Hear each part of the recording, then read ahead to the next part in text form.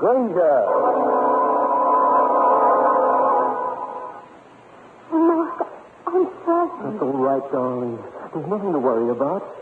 I can't do it, Mark. I can't. You've got to, Virginia. Honey, pull yourself together. There's someone coming. How do you do, folks? You Mark Phillips? Yeah, and this is Mrs. Coffey. I'm Lieutenant Rankin of Homicide. Just step this way, please. Here, this is it. There's no replacement for Coffey, but it has to be done. No. Is this the body of your husband? Yes. You're positive? Yes. Thank you. It's all right, dear. We can go now. One moment, please. There's something you'll have to know about your husband, Mrs. Coffey. He was not drowned. But the papers... Your husband was murdered. And, Mrs. Coffey, I think you and I should have a little talk. This is Steve Granger, private detective, with a story about a girl who invented a husband for herself and then found she was accused of his murder. In just a moment, I'll take you back to one of my most interesting cases. I went to Hawaii last year. This year, I think I'll try the Caribbean. I'm going to break it up. A week in New England, a week in Canada, 2 weeks in California. You know what? With 30 days, I can fly to Europe. I'd have time for England, France, Spain, Germany, the Scandinavian countries. Sound like the chatter of idle millionaires? No, they're hard-working girls, members of America's most important jet set, the United States Air Force. The 30-day paid vacations they get each year let them visit the exciting places they've always dreamed about. Of course, vacation time is only one of the many advantages of a career in Air Force Blue. For instance, women in the Air Force receive exactly the same pay and privileges as men of similar rank. Find out about opportunities for high school and college graduates. See your Air Force recruiter.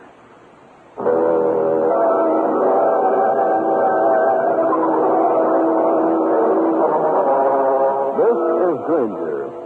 It isn't often that a private eye sees much of the better side of human nature, like love, warmth, and affection. But I saw it all right in a young couple who faced me across my office desk. Mark Phillips was a tall, well-tanned, good-looking young guy. The girl, Virginia Morse, was much on the beautiful side. Her hand rested in his. He was doing his best to look protective and confident as he told me, "Mr. Granger, we need your help. We want you to clear us of a murder charge." "Well, if you're innocent, you've got yourself a boy." We are innocent, Mr. Granger, I swear. Well, suppose you take it from the beginning, huh? Well, first of all, I better explain that Virginia and I are in love. We want to get married. Perfectly natural springtime attitude. But the trouble is that my father died recently, and I'm the only child. When I mentioned marriage to my mother, she went into quite a tantrum.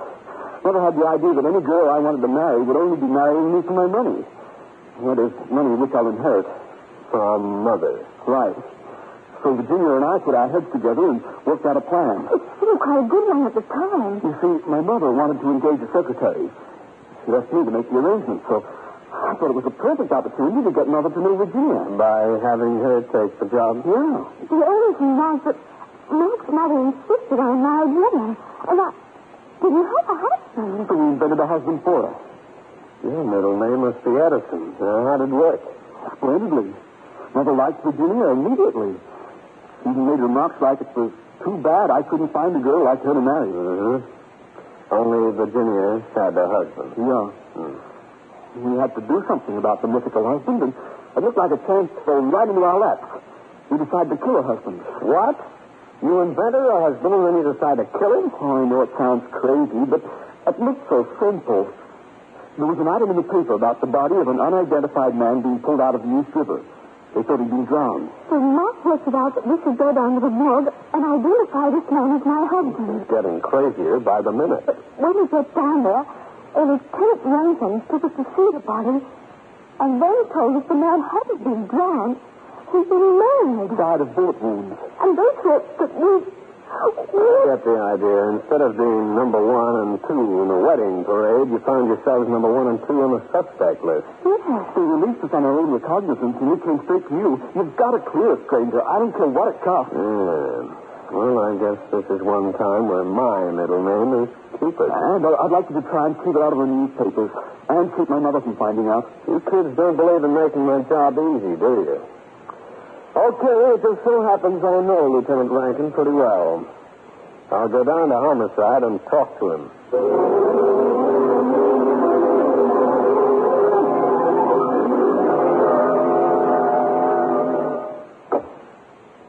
Hello there, Jake.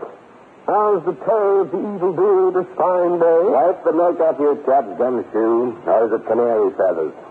What sends you to invade my privacy? Oh, Jake, old pal. Now, Granger, today I am in a good humor. There isn't a thing you could say to ruffle me or... Wait a minute. Yes, Lieutenant? This can be. No. Let me get a grip on my desk. Then tell me, have you been retained by a young fella named Mark Phillips? No other, old pal. Great. Now, Granger, I'm not going to raise my voice. I shall not let this get me down. But talk fast. What do you want to know? The dead man. What'd you get on him? The boy's got a couple of prints. His name was Copy. He had a record. Where's he from? Chicago. Chicago, huh? Yeah. Are you going out there? Uh-uh. That's my luck. Always bad.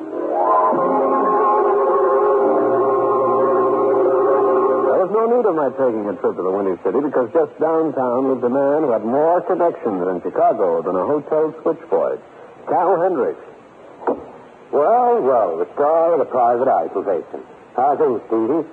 Cal, how are you feeling? The election spring is winding its way through my veins. Why? I want to talk about Chicago. A guy named Coffey who was fished out of the East River, a racket man. Copy. I think I've got something for you. A man named Jules McCrae blew into town the other day. He's in Chicago and knows everything. And will he tell everything? For a slight consideration, he will babble like a babe.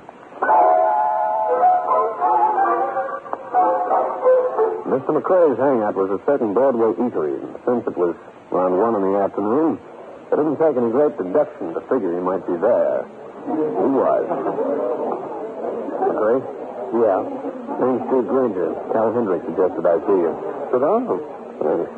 Have some tomato juice? Yeah, good for you. Got vitamin A. Lets you see in the dark. Okay, pardon me. Yeah, too bad you don't like it. Yeah, too bad. Now, what do you want? Some information? Your dull-colored green. Take a look. That's green enough. A guy named Coffey was pushed out of the river. Somebody shot him. Too bad. But then Louie was a bad boy. Swiping apples from the corner breach. He was in with Roy Dicker. The two of them stuck up a messenger and got away with $60 grand. Nice work if you can get it. The messenger got insulted. They had to cool him. So he was hot and was a cop. Somebody else, too. The messenger worked for a gambling syndicate outfit. So Coffey winds up dead. What about Decker? He's in town, see you? Staying at the Fleming Hotel. Thanks very much. That's all I need. I need something, too, eh? Oh, stop. Here. This? Yeah, this will take care of the first 3 races at Jamaica.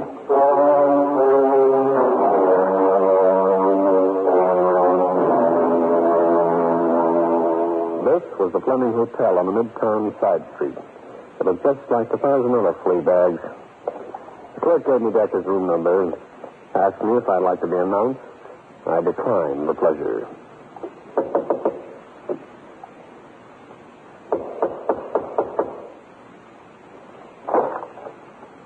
What do you want? You, Decker? Yeah, I'm...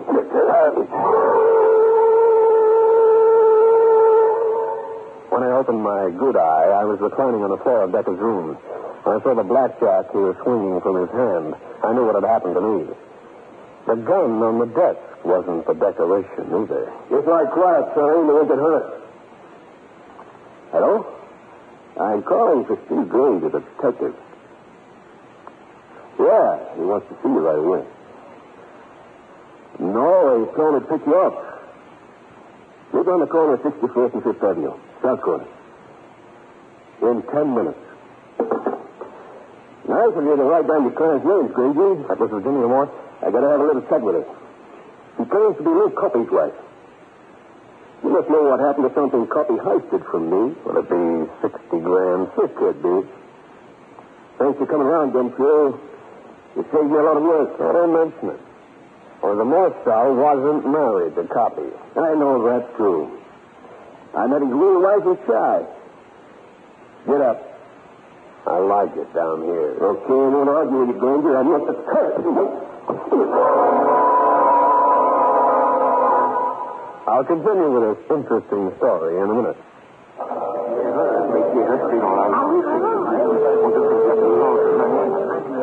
In Paris.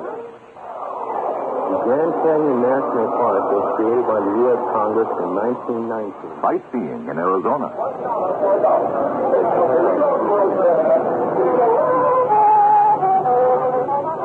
A visit to the World's Fair. Travel and excitement, things that most young women just dream about. But travel is a part of the Air Force way of life, an added bonus for the women in the Air Force. Air Force women enjoy 30-day paid vacations each year, just like the men in the Air Force. In addition, they do meaningful work, important work for themselves and their country. High school graduates qualify for the WAC. College graduates are eligible for officer training schools. Registered nurses and dietitians can receive direct commissions.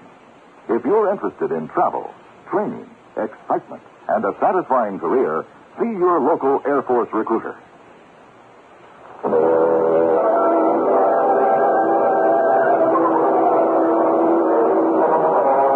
was lying on the floor, but that didn't stop a guy like Decker, who'd never heard of the idea that you don't hit a man when he's down.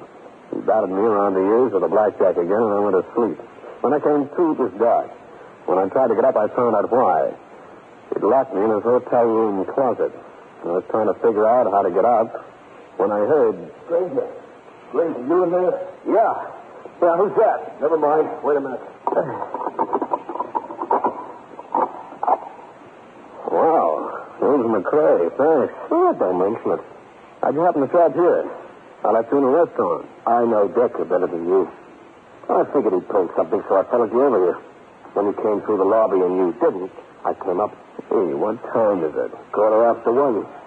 You've been cold for just 5 minutes. I believe it's 5 minutes. I've still got time to stop him. I picked up the phone and asked for the police department agent. When they answered, I asked for Lieutenant Rankin. I was holding my breath as I heard the buzz on the line at the other end.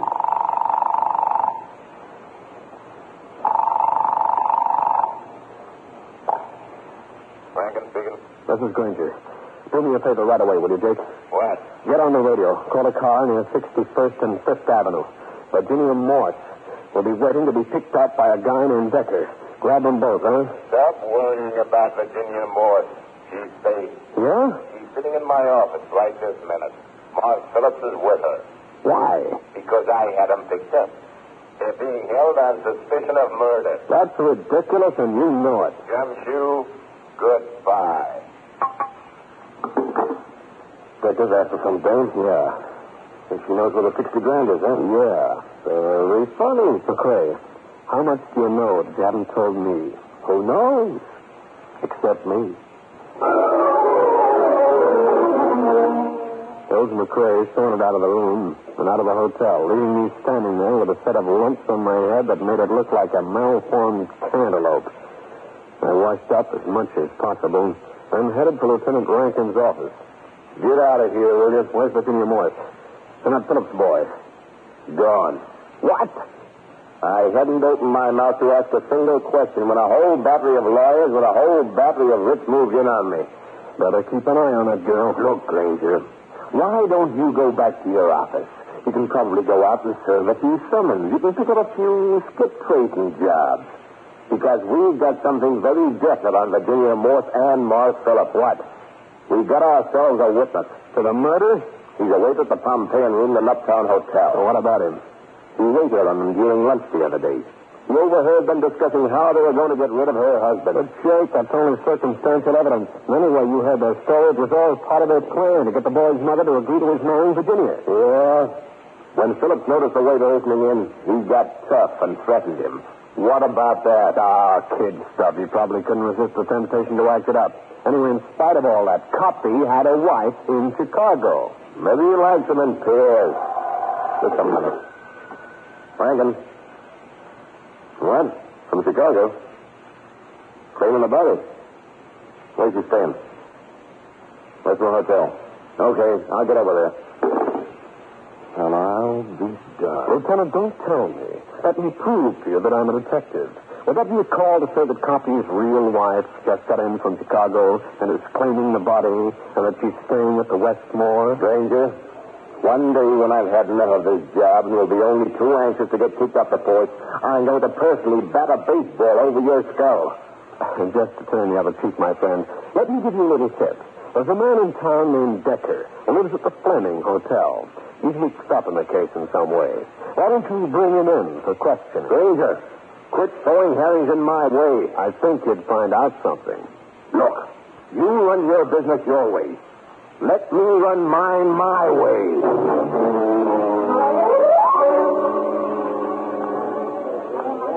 This was the lobby of the Fleming Hotel again. As I walked through, I looked around carefully.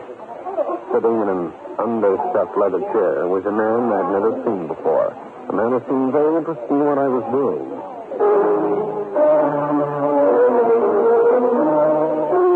This was the third floor of the same hotel, the floor where Decker's room was located. Also, this was the time I took no chances. My gun was in operating position. The usually careful Decker had left the door unlocked this time. I moved towards the closet, wondering if he had someone else incarcerated, when I stumbled. And what I stumbled over was Mr. Roy Decker, a very dead Mr. Decker. Roy Decker was lying on his back, sightless eyes glazed towards the ceiling. In spite of the fact that he was no great loss to the world, I wasn't happy. Because every time I stumble over a step, it usually means I'm stuck with more strife. In just a moment, I'll bring you the climax of the case. Do solemnly swear that I will bear true faith and allegiance to the United States of America,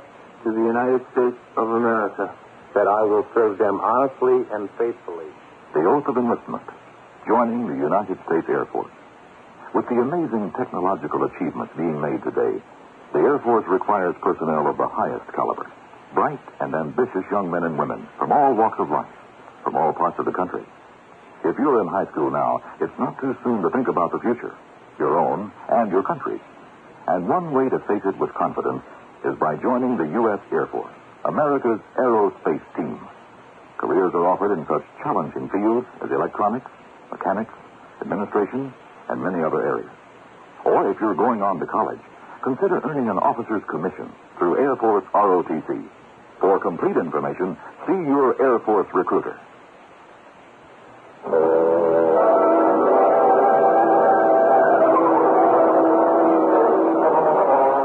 When a private investigator runs into a murdered man, the smart thing to do is contact the cops and wait. As I did. Not just because I believe in helping the law, but also because I believe in keeping my license. It didn't take long for Lieutenant Jake Rankin to show up. No wounds, beaten around the head. Yeah. Granger, how much do you know about this man? He's from Chicago. He and Lou Copy were mixed up in a holdup and a murder. Think he killed Copy? I don't know. Go through him, will you? I'd like to know what you find. He carries a blackjack, a gun, billfold. Got a few hundred here. You know, a driver's license. Lives on Upper Clark Street. Got in New York 3 days ago. Yes. And for a plane ticket.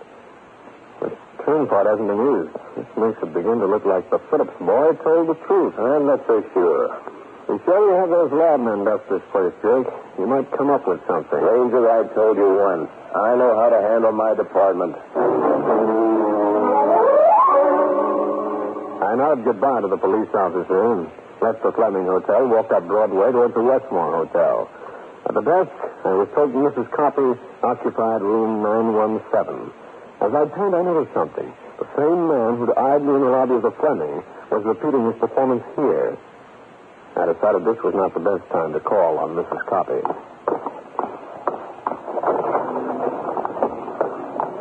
I moved up Broadway towards Columbus Circle. The man close behind me. Suddenly, I stopped, looked in the window. I admired a new convertible. He had passed me. As soon as he did, I moved inside the building.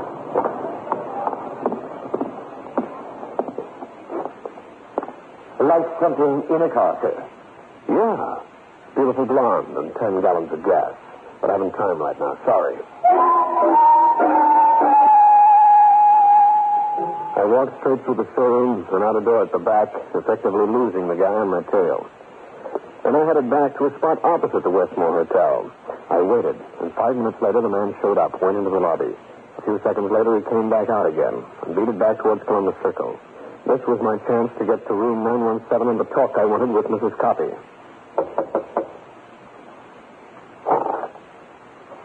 What do you want? You, Mrs. Copy? Lou Copy's widow? Who are you? What do you want? Inside. Hey, who are you punching? No man named Decker. Why? He was your dead husband's pal. So what? He was up in his room at the Fleming Hotel. Somebody worked him over with a blackjack. You're a police officer? The laboratory men from downtown are there by this time. They'll dust the place with fingerprints. They should find plenty from what I saw. Why come up here and tell me this? Just in case you wondered what happened to Decker. What do you mean by that crap? Nothing. Nothing. What are you looking at? Oh, nothing. Pardon me. Why not? Yeah? Yeah, I know. I see. No, in a little while. Yeah. So long, Mrs. Copy. Just a minute. Where are you going? I'll see you later, Mrs. Copy. Come back here. I want to talk to you. Come back here, I said. Help! Police!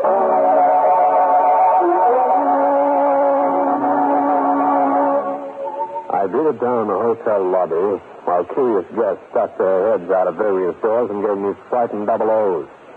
Finally, I made it to the telephone. Luckily, my man was in his office. Reagan speaking. Jake, this is Granger. I got something for you. Now what? Come up to the Westmore Hotel. You've been bothering Mrs. Copy? Listen, will you? I'm going to get a room. Ask for the number. And get here as fast as those pudgy legs of yours will take you. I beat it over to the desk, told the clerk what I wanted, showed him some numbered letters, and got it.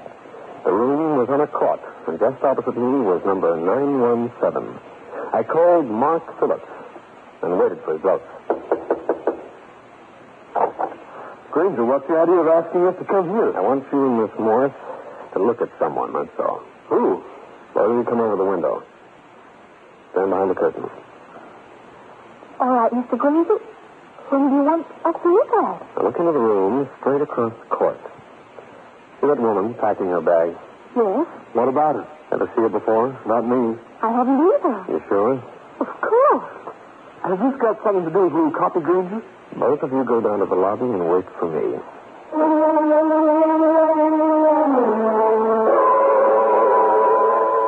The Morse girl and Phillips left, while I stood behind the window curtain, watching Mrs. Copy. Suddenly, she moved over to one corner of the room and bent over.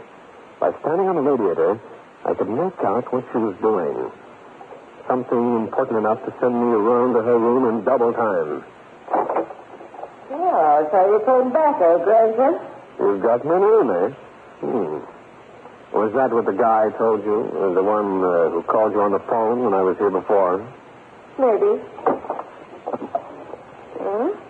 Why did you come back? You know your husband pretty well, didn't you? I should have. They've been married 3 years. Uh-huh. Whatever happened to the $60,000 he and Decker got out of the messenger holdup? Why ask me? Okay, Granger, reach. Well, little foreshadow. Getty's gone. Right. I figured this, and it happened. I've got it. Turn around, Granger. Why, thanks. Nice of you not to give it to me in the back. Good shooting, Mrs. Copy. Thanks. Keep your hands in the air, Granger. The fool. I told him to get rid of the gun. That's the one that killed your husband, eh? Shut up. You know, you were here in New York when your husband was killed. I saw the airplane ticket book on the desk. You made 2 trips. I thought that's what you spotted when you were smoking. Too I bad. know something else, too. I saw you take a bundle of money from in back of the baseboard over there. Just an old trick to get me to turn around. Keep your hands up. That must be the $60,000, huh, Mrs. Coffey? You got it when the dead man on the floor shot and killed your husband. You've been a little too smart and a lot too snoopy, Granger. But there's not going to be either anymore. I've always had a theory that no dame can shoot straight. Well, there's one thing who's going to demolish your theory, and you with it. Hey, Granger, I thought... Stop, Rankin!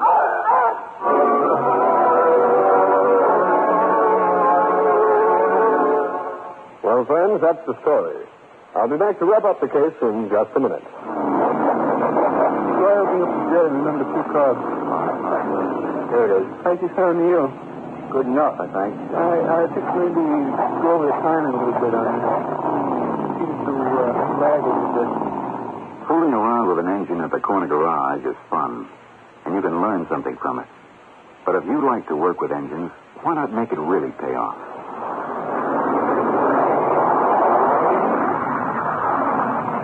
That was the roar of the B-52, backbone of the Strategic Air Command. It takes expert mechanics to keep it primed for flight. Perhaps you can qualify for the training that's required. In the U.S. Air Force, you'll build a career for yourself in a vital aerospace specialty. So why not find out where you fit in?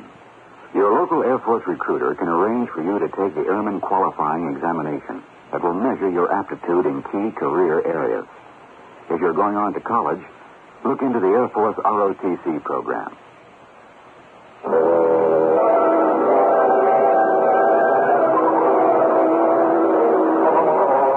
Mrs. Coffey turned away from me to fire at Lieutenant Rankin, whereupon I lifted one number 10 and kicked the gun out of her hand. He went down to the lockup while Virginia Morse and Mark Phillips were freed of any charges. Even my sourpuss pal, the lieutenant, was elated. Well, it's just as you called it, Granger. Coffey walked out on both Decker and Mrs. Coffey. He found out where he was the same time Decker did. He found out before. He got that mug to shoot him and keep the dough while she flew back to Chicago to establish an alibi if she needs one. The only thing she hasn't told us is why she killed her partner. The mug? When ballistics get through, Jake, you'll find that the bullets in Coffey will match the gun he used to hide me. And Mrs. Coffey had to get rid of him. Maybe. She was going to use the old dodge. If the mug was dead, she'd shoot me and make like an innocent bystander. Oh, I'd never believe a story like that. Well, thanks for something. Yes, and the 2 kids. Virginia Morse, Mark Phillips. Oh, yeah. They must have squared things with his mother. Here, look at this. Right. Mrs. Emmeline Phillips announces the marriage of... Request your presence formal. Formal? You gonna wear a monkey suit? Obviously, dear boy. Oh, aren't you afraid of being mistaken for the waiter? After all, you don't look your best when formally dressed. Quite the reverse, Lieutenant. When in a tux, I look deluxe.